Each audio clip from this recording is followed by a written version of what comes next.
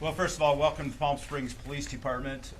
We appreciate you taking the time to come and to learn about all the great things that the Bureau and our department has been doing. I'll introduce Assistant Director Akil Davis in a second.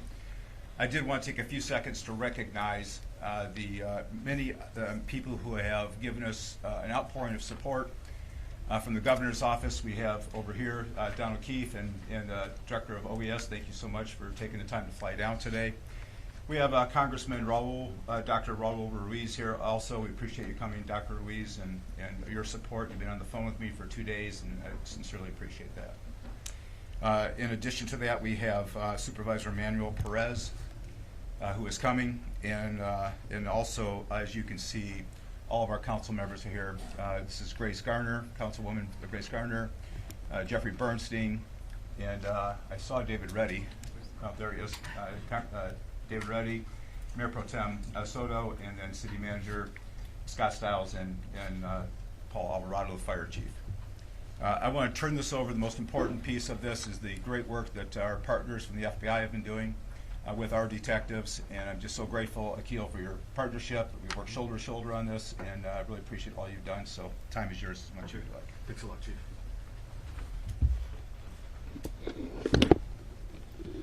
Good morning. As Chief Mills said, my name is Akil Davis, the Assistant Director in charge of the FBI's Los Angeles Field Office. I'd like to begin by thanking the public, as well as members of the media, for your patience as we continue through this lengthy investigation. I'd like to start off by saying, due to the speed and professionalism of the Palm Springs Fire Department, Station 1, the Palm Springs Police Department, as well as the FBI bomb technicians, we were able to save all of the embryos at this facility. Good guys 1, bad guys 0. They understood the sensitivity and the precious nature of what was inside, and they took extreme care to ensure that there was no loss of any sensitive material. Again, I want to thank all the partners that have arrived here in Palm Springs to help us investigate this scene and ensure the continued safety in this community. I'd like to address the ongoing search in 29 Palms that many of you asked me about yesterday. I can confirm that we are executing a search warrant at that location in 29 Palms as a result of this explosion here. As has been reported, some residents were evacuated in the neighboring area as a practice of protocol and safety. We do not believe that there's an ongoing threat to the public in the 29 Palms area as a result of this investigation. As I mentioned yesterday, our efforts to positively identify the deceased individual here has been found. We are fairly confident that that subject is Guy Edward Bartkiss, 25-year-old, from again, Palm Springs, from again, 29 Palms. This is the same individual that I mentioned yesterday. However, due to our investigation, we were keeping some of that information close hold, but we were now releasing it to you today. The FBI's Joint Terrorism Task Force indicates that we believe he was the subject found near the vehicle. I also want to provide the vehicle information to you.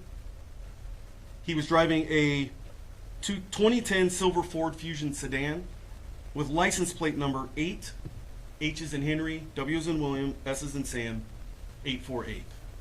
Again, that is license plate number 8 as in Henry, 8, H as in Henry, W as in William, S as in Sam, 848.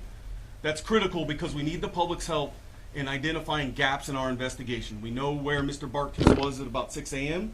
We know the timeline of when he entered the city. However, we need the public's help for identifying where he traversed within the city before the explosion went off. We'll be providing a photograph of Mr. Bartkiss, and it'll also be displayed on our social platforms. If anyone has information about this incident, I urge them to call 1-800-CALL-FBI, or we have created a tip line, which is fbi.gov/Palm Springs vehicle explosion. I again want to thank you for your cooperation as we get through this lengthy investigation. We plan on being out here for the next 24 to 36 hours investigating this large scene. I'd now like to turn it over to Chief Mills.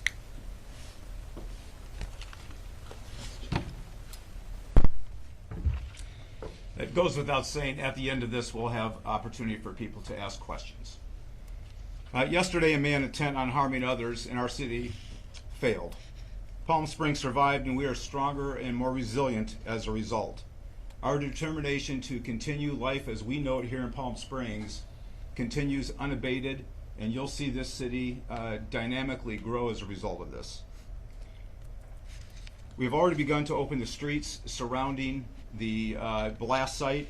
Indian Canyon and Palm Canyon will be closed for some time as we still continue to collect evidence as well as process the scene. For the safety of the detectives and the agents working the area, we ask all community members to please stay out of the area. I am absolutely confident that this city is safe. There is no continuing threat to our community as a result of this incident. Now, let's get back to the business of rebuilding the city and continuing our tradition and way of life.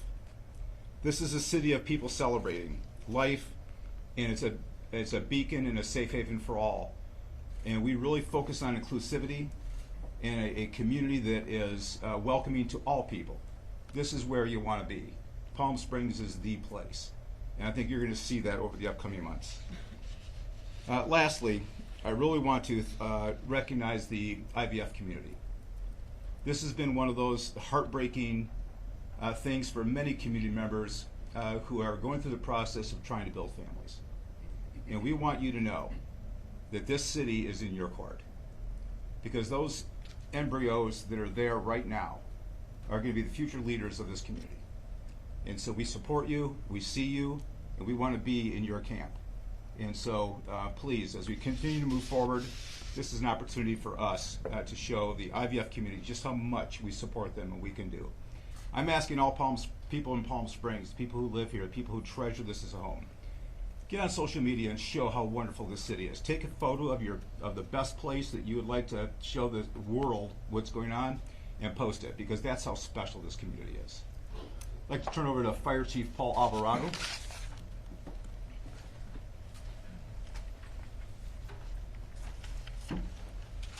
Thank you, Chief. I appreciate that. Paul Alvarado, A-L-V-A-R-A-D-O, Palm Springs Fire Chief. And at first I want to acknowledge the horrific incident that impacted our community yesterday. And my heart goes out to everyone affected.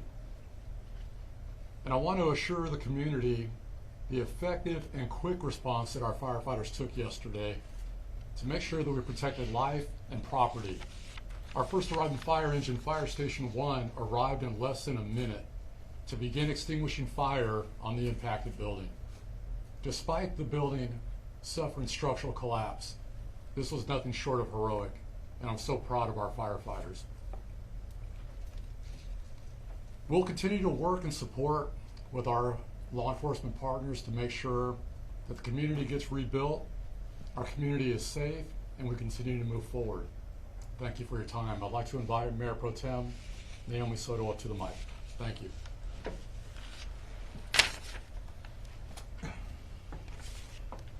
Good afternoon, or good morning. It feels like afternoon already. My name is Naomi Soto. I'm the Mayor Pro Tem here in the city. Yesterday, Palm Springs experienced a tragedy. A person who wanted to instill fear in our community with an act of terrorism. This person may have caused damage to our buildings, but that person only managed to unite our community even more. We stand united against violence, against hate. Palm Springs is a city of love, acceptance, joy, and hope.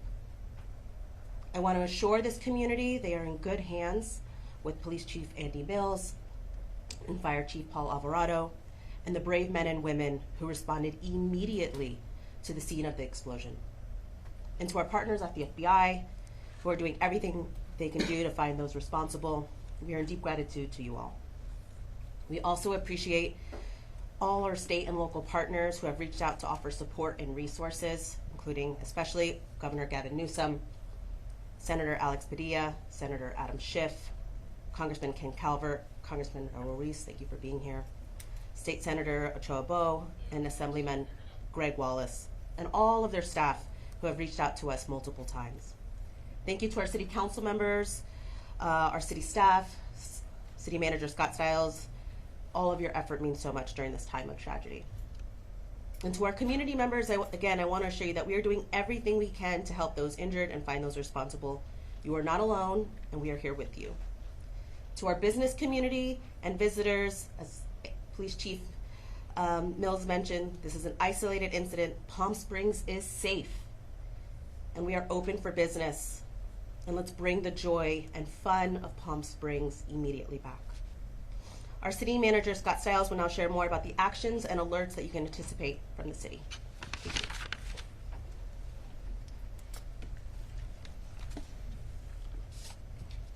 Thank you, Mayor Pro Tem. I'll be very brief, but just a few words, especially for our residents here in Palm Springs. We want to let you know that all of our city departments are working around the clock, 24/7, to be fully coordinated on everything we can do, from opening up streets as quickly as possible and to providing services and restoring services as quickly as possible. That involves all the coordination with our police department, our fire department, public works, who are all out there around the clock, and we will continue to do that. We hope to be opening streets up very soon as possible, and we'll continue to push that out. I do want to mention, especially for our residents, we've created a special landing page on our Engage Palm Springs platform, and that's where people can get all the latest up-to-date information that we're going to be putting out. So please go to that Engage Palm Springs website. Many of our residents are already watching it around the clock. The other thing I want to mention very briefly, with the horrific nature of this explosion, as you know, it damaged a great number of businesses and residential properties in and around the vicinity. We had our business teams out there yesterday going door to door to a lot of those businesses, a lot of those residential properties, and we're going to be moving forward as expeditiously as we can to doing everything we can to help them recover, whether it's waiving permits to get them up to speed, providing any resources, loans, grants, anything that might be available to people. We're going to be working on that with the greatest of speed. So we'll be continuing to reach out to them, and so we just want to thank all of our businesses, residents that were affected, and if you need to reach out to us, please reach out to us if you haven't spoken to us already. So with that, I'll turn it back over to the Assistant Director for any comments, questions. Okay, we'll open it up for a few questions. Chief, do you want? Mark, did you have a question to start off with? I would ask Scott and anybody else in the city, a lot of people were impacted by this mentally, people who came upon the scene and saw horrific things. Would the city necessarily make any resources available to help people or guide people as they try to emotionally recover from this incident?